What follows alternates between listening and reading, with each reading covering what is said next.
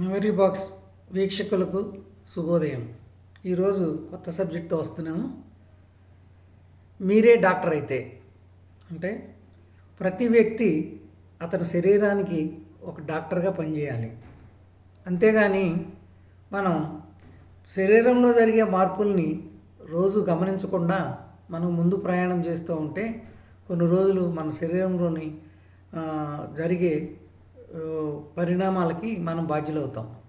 కాబట్టి మనం ప్రతిరోజు మీరే డాక్టర్లాగా వ్యవహరిస్తూ మనకి ఏ ఏ మార్పు జరిగినా మనకి 24 గంటలు 48 గంటల ముందు మనకు కోల్డ్ వచ్చినా జ్వరం వచ్చినా మనలో చేంజెస్ జరుగుతాయి.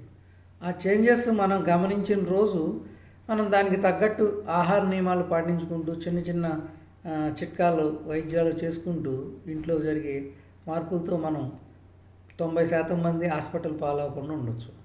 10% తప్పదు. కల్తీ ఆహారం, కల్తీ వాతావరణం మూలన మన జరిగే మార్పుల మూలన మనం జబ్బుల బారిన పడుతూ ఉంటాం. కాబట్టి ప్రతి ఒక్కరూ ఒక డాక్టర్. మీరే డాక్టర్ అంటే మీకు తలకాయ నొప్పి వస్తుంటే తలపట్టుద్ది, బయటికి వెళ్తే తలపట్టుద్ది.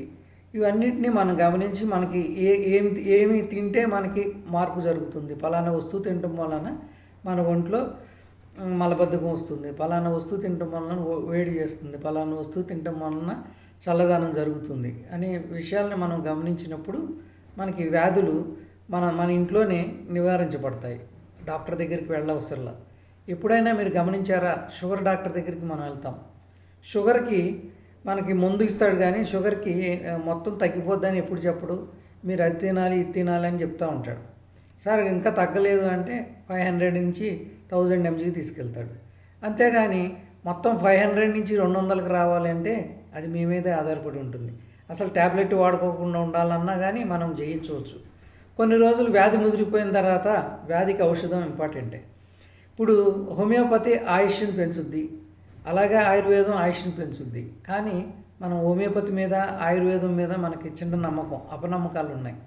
కాబట్టి ఎందుకు ఆయుర్వేదం మీద అపనమ్మకాలు జరుగుతున్నాయి అంటే మనం ఈ యూట్యూబ్ ఛానల్స్ మాధ్యమాల ద్వారా ప్రతిరోజు ఆ ఆకు తింటే అట్లా అయిపోతుంది, ఈ ఆకు తింటే షుగర్ తగ్గిపోద్ది అని టైటిల్స్ పెడతారు. దానికి మనం అట్రాక్ట్ అవుతాం.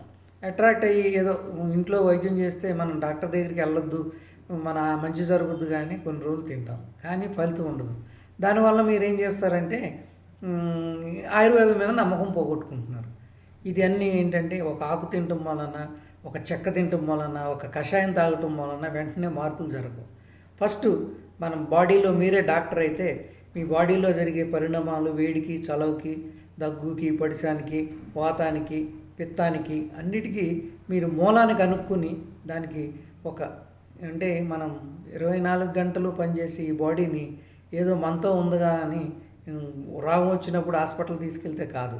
సపోజ్ కారే ఉంది, దానికి వీల్కి గ్రీస్ పెట్టకపోతే బ్రేక్ డౌన్ అవుతుంది, ఇరిగిపోతుంది. అట్లాగే మీరు తినే ఆహారాన్ని మంచిది సెలెక్ట్ చేసుకోకుండా ఏదో అంటే మీ కారే తీసుకోండి, కారులో పెట్రోల్ బదులు కిరసనాయిలు పెట్రోల్ కలిసింది ఎంత దూరం ప్రయాణం చేస్తుంది, కత్తి దూరం వెళ్ళి ఆగిపోతుంది.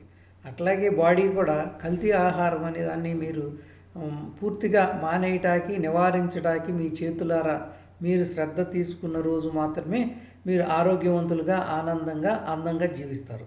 ఇది ఈనాటి కార్యక్రమం. కాబట్టి మీ పిల్లలు ఆరోగ్యంగా ఉండాలంటే ఫస్ట్ మీరు ఆరోగ్యంగా ఉండాలి. మీరు ఆరోగ్యంగా ఉంటేనే మీ పిల్లల్ని ఆరోగ్యంగా ఎట్లా జీవింపజేయాలి, వాళ్ళని శక్తివంతులు చేయాలనే విషయం ముందుకు తెలుస్తుంది. మీరే ఆచరించకపోతే మీ పిల్లలకి మీరేం చెప్తారు? కాబట్టి సార్ ఇప్పుడు మీరు కారు వేసుకెళ్తున్నారు, నాకు టైం లేదని గాలి కట్టుకోకుండా పూర్తి స్థాయిలో గాలి టైర్లో చెక్ చేసుకోకుండా వెళ్తే కొంత దూరం వెళ్ళి ఆగిపోతుంది. అదేవిధంగా బాడీ కూడా మనతో సహకరించాలంటే మనం ఎప్పుడు సంసిద్ధతతో, నిబద్ధతతో, అది శరీరం కాదు నా చిన్న పిల్లడు అంటే మీ పిల్లోడిని చాలా జాగ్రత్తగా చూసుకుంటావు కేర్గా.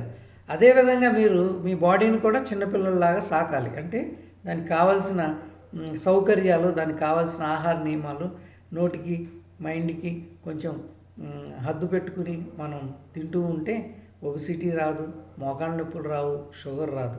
ఇప్పుడు మీ అందరికీ నేను చెప్తున్నాను, నాకు 15 సంవత్సరాల మట్టి షుగర్ ఉంది. ఈరోజు నేను నా దగ్గర ఉన్న వైద్యంతో నా నా పట్టుదలతో నేను డయాబెటిక్ని రివర్స్ చేయాలనుకుంటున్నాను. నెక్స్ట్ ఇయర్ ఈ టైం కల్లా నేను ఎటువంటి ట్యాబ్లెట్ అవ్వకుండా జీవించాలి. ఎట్లా జీవించాలి అనేది చాలా కష్టతరమైంది. ఆహార నియమాలు పాటించాలి, మన మైండ్ ఒత్తిడి లేకుండా చూసుకోవాలి. అనేక రకాల ప్రయత్నాలు చేస్తేనే మనకు నడుస్తుంది.